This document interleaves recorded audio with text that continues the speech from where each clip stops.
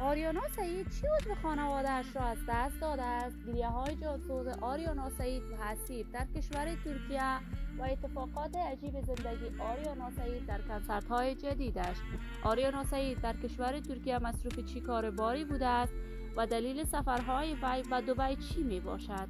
من در این ویدیو پیرامون حقایق همین ماجرا خواهم پرداخت، پس در ادامه با کانال دنیا اینفو باشید.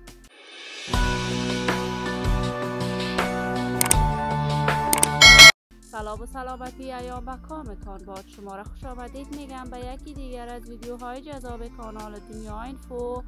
برای دوست شدن با این کانال علامت سابسکرایب را فشار دهید تا از ویدیوهای دیگر کانال دنیا اینفو هم آگاه شوید.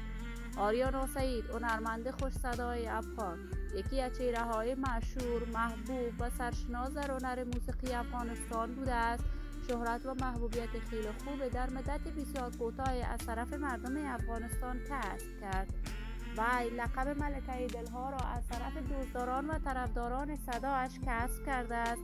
آریانا سعید دوست دارد بیشتر اوقات برای دفاع از حقوق زنان افغان آهنگ بسراید. وی در اصل تابعیت کشور انگلستان را داشته، ولی به خاطر کارهای هنری و تجاریش در کشور دبی زندگی می کند.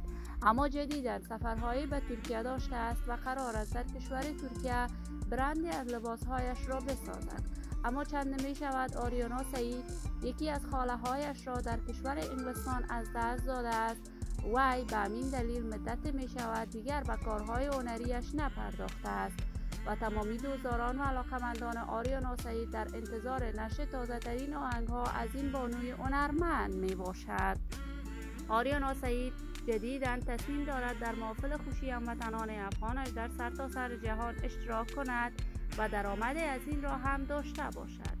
ما هم آرزوی موفقیت، سعادت و کامیابی برای این بانوی هنرمند از بارگاه عزت لایزال استدعا داریم. عزیزان و دوستان خوبم، شما هم نظریاتتان را در بخش کامنت با من شریک بسازید. اگر تا هنوز دوست کانال دنیا اینفو نشدید، پس برای دوست شدن با این کانال علامت سابسکرایب را فشار دهید. ویدیوهای من را از دست ندهید. تا درودی دیگر همه شما عزیزان را به لای منان سپرده موفق و کامیاب باشید.